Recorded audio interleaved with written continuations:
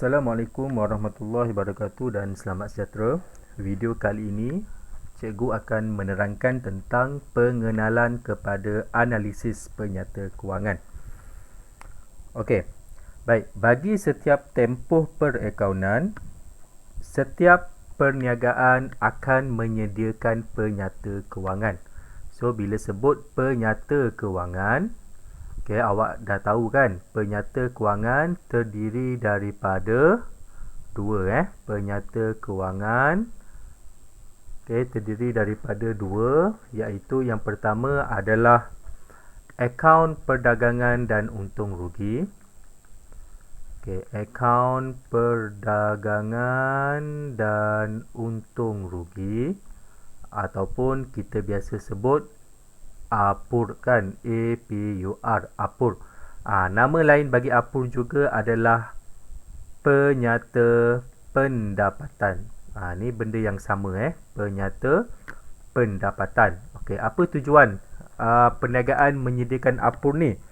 Untuk menentukan untung ataupun rugi bersih perniagaan kan. So kalau kita ingat balik apa yang kita belajar masa tingkatan 4 hari tu, APUR ni dia bermula dengan jualan, tolak kos jualan, dapat untung kasar, tambah hasil, tolak belanja, dapat untung bersih kan. Okey, yang kedua dalam penyata kewangan adalah penyata kedudukan kewangan. Penyata kedudukan kewangan, ataupun kita guna singkatannya adalah PKK. Okey, ingat lagi PKK Okey, PKK ini penyata yang menunjukkan kedudukan aset, liability dan juga equity pemilik bagi sesebuah perniagaan. Jadi, bagi setiap tahun, penyata kewangan ini disediakan. Apa tujuan dia? Tujuannya adalah untuk mengukur prestasi semasa perniagaan pada tahun tersebut. Jadi sesebuah perniagaan kalau dia nak tahu bahawa adakah pada tahun tersebut perniagaan mereka mempunyai prestasi yang baik ataupun sebaliknya, maka mereka perlulah membuat analisis. Dia kena buat bedah siasat kepada penyata kewangan yang telah dilaporkan. Apa tujuan analisis perniagaan kewangan? Yang pertama adalah membantu pihak pengurusan menilai prestasi perniagaan dan seterusnya membuat keputusan keuangan perniagaan. Jadi tujuan analisis ini dibuat adalah untuk kegunaan pihak dalaman perniagaan itu sendiri. Contohnya sekiranya setelah analisis itu dibuat, didapati perniagaan mempunyai hutang yang agak tinggi, liability yang lebih. Jadi apa perancangan yang perlu dibuat oleh pihak pengurusan untuk tempoh perakaunan yang akan datang? Jadi mereka akan menggunakanlah segala analisis yang telah dibuat ini untuk membuat keputusan, untuk penambahbaikan perniagaan pada masa akan datang. Yang kedua adalah membantu pihak luar membuat keputusan mengenai kemudahan kredit. Siapa pihak luar ni? Pihak luar ni contohnya adalah pihak bank kan. Pihak luar pihak luar ni contohnya adalah pihak bank. Untuk kemudahan kredit, sekiranya perniagaan ingin membuat pinjaman daripada pihak bank, so pihak bank ini akan lihat analisis kepada penyata kewangan ini untuk menentukan sama ada perniagaan itu dibenarkan untuk membuat pinjaman ataupun sebaliknya. So dia akan tengoklah prestasi kewangan perniagaan itu. Yang ketiga adalah membantu pihak pelabur membuat keputusan yang berkaitan dengan pelaburan. So pihak pelabur ini juga adalah pihak luar. Bagi sesetengah pelabur, sudah tentulah mereka akan melabur dalam perniagaan yang mempunyai prestasi yang baik. Betul tak? Supaya mereka dapat pulangan yang baik. Jadi pihak pelabur juga akan membuat analisis kepada penyata kewangan bagi sesebuah perniagaan. Daripada analisis penyata kewangan ini, pihak pelabur ni dia boleh buat perbandingan di antara perniagaan-perniagaan yang ingin mereka laburkan. Okey, dia akan buat perbandingan lah. Dia akan tengok perniagaan mana yang boleh memberi pulangan yang lebih tinggi. Okey, sudah tentulah pihak pelabur akan pilih perniagaan yang mempunyai analisis kewangan yang baik. Okey. Terdapat 3 jenis nisbah kewangan yang awak perlu tahu, iaitu yang pertama adalah nisbah keberuntungan. Okey, keberuntungan, kata asasnya adalah untung.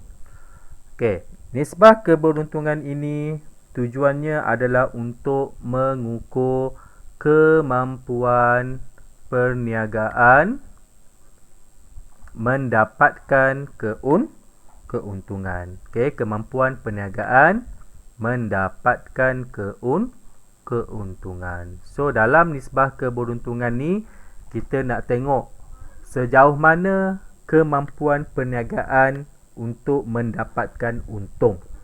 Okey, contohnya bagi seseorang pelabur ni, okey, dia akan tengok nisbah keberuntungan dalam penyata kewangan sesebuah perniagaan. Okey, andainya sekiranya mereka melaburkan duit dalam perniagaan tersebut, berapakah keuntungan ataupun pulangan yang mereka akan dapat. Okey, itu adalah nisbah keberuntungan. Okay, so dalam nisbah keberuntungan ini dia ada pula kategori-kategori dia, analisis dia. Nanti kita akan belajarlah. Okey, yang kedua adalah nisbah kecairan. Nisbah kecairan adalah bertujuan untuk mengukur keupayaan perniagaan membuat pembayaran kepada pihak luar seperti pembekal dan juga bank.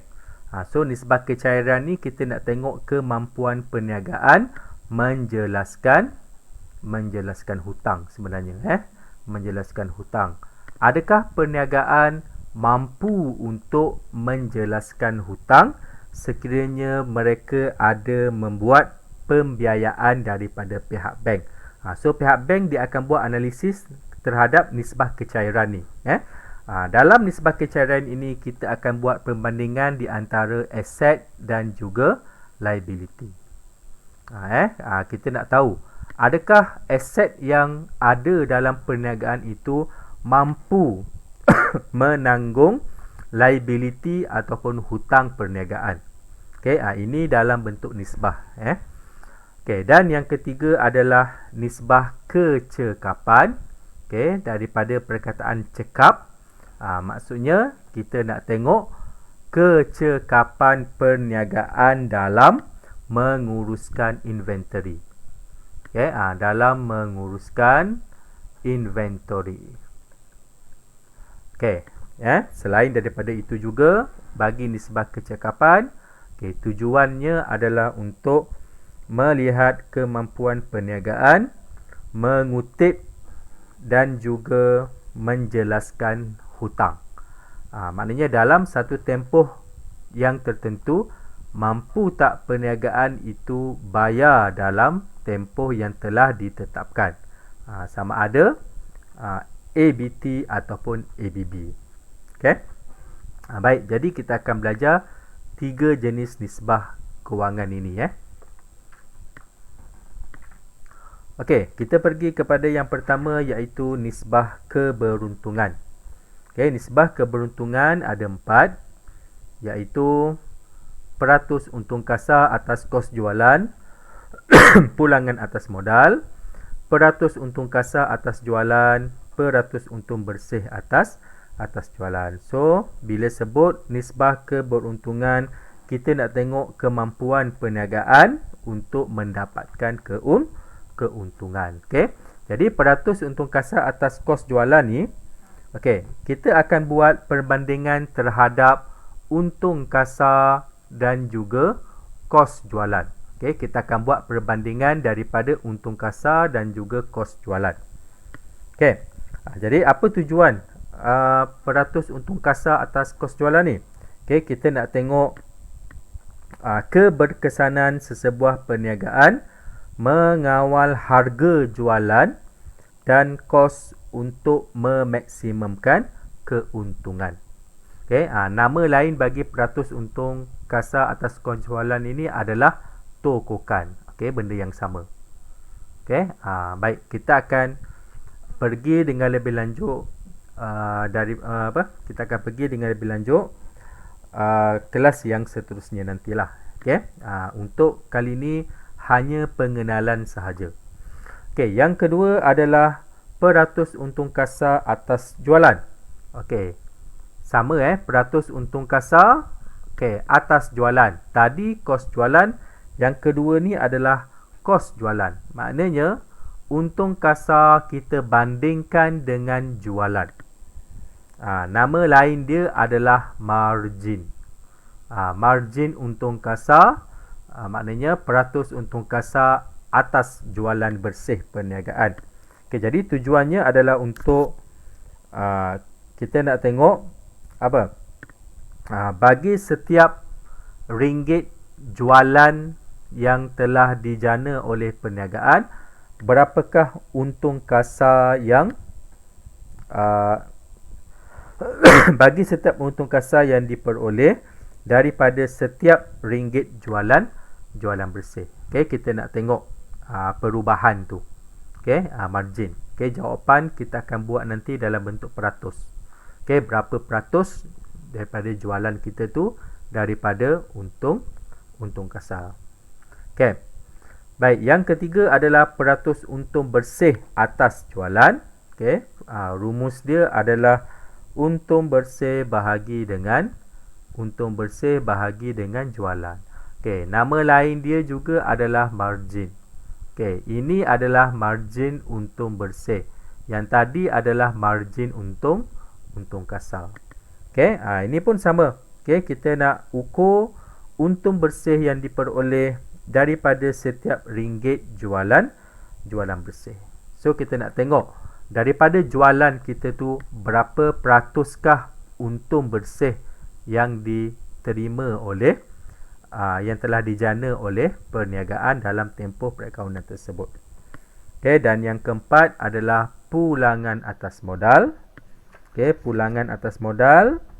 Okey, rumus dia adalah untung bersih bahagi dengan modal awal. Okey, ini yang akan dilihat oleh pelabur sebenarnya. Okey, kita nak ukur berapakah untung bersih yang diperoleh, berapa peratus untung bersih yang diperoleh bagi setiap ringgit modal yang telah dilaburkan. Contohnya tadi kalau saya kata seorang pelabur tu dia melabur RM1,000, RM1.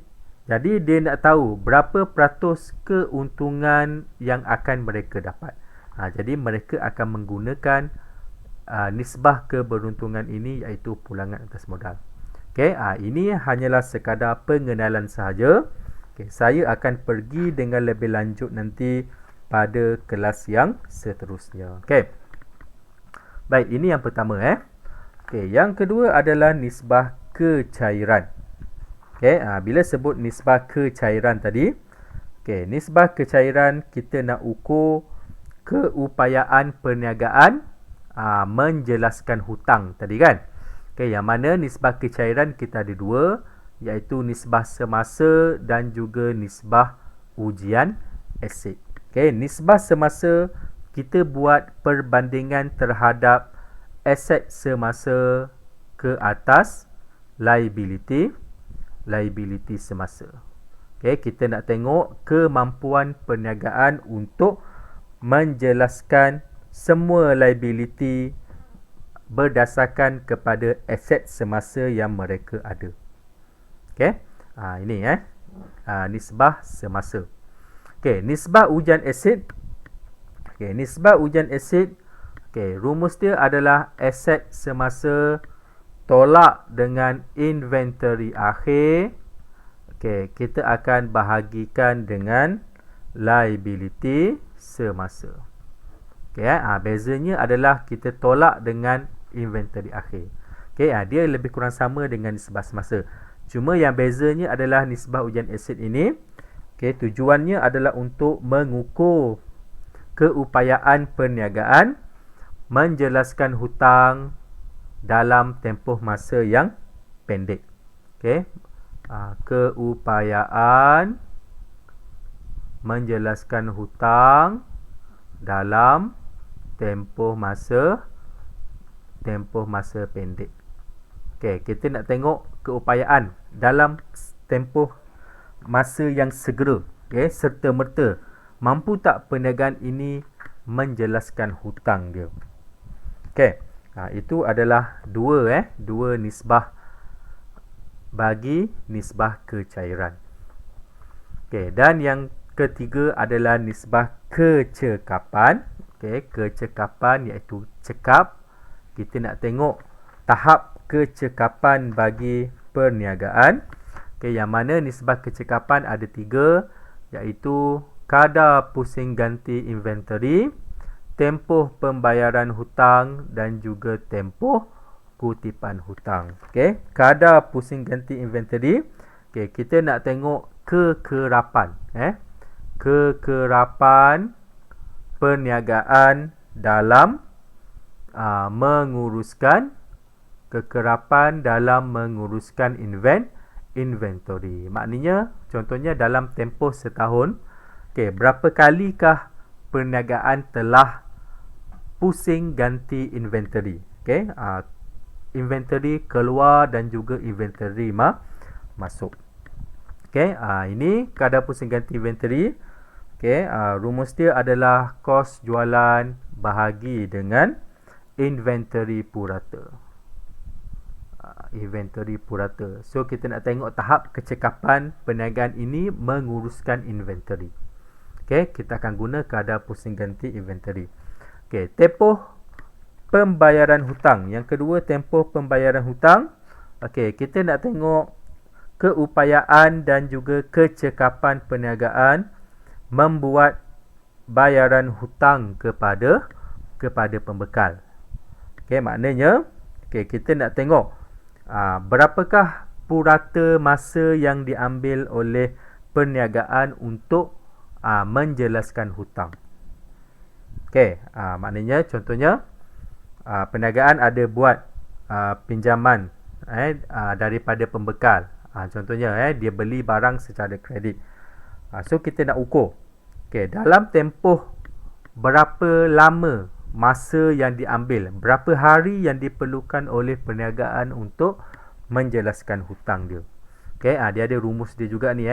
Kalau pembayaran hutang, maknanya ABT bahagi dengan belian kredit. ABT bahagi dengan belian kredit. Okey, kita akan darab dengan 365 hari. So kita boleh tahu dalam tempoh setahun berapa hari yang diperlukan oleh perniagaan untuk menjelaskan hutang. Nisbah kecekapan ini penting bagi pembekal.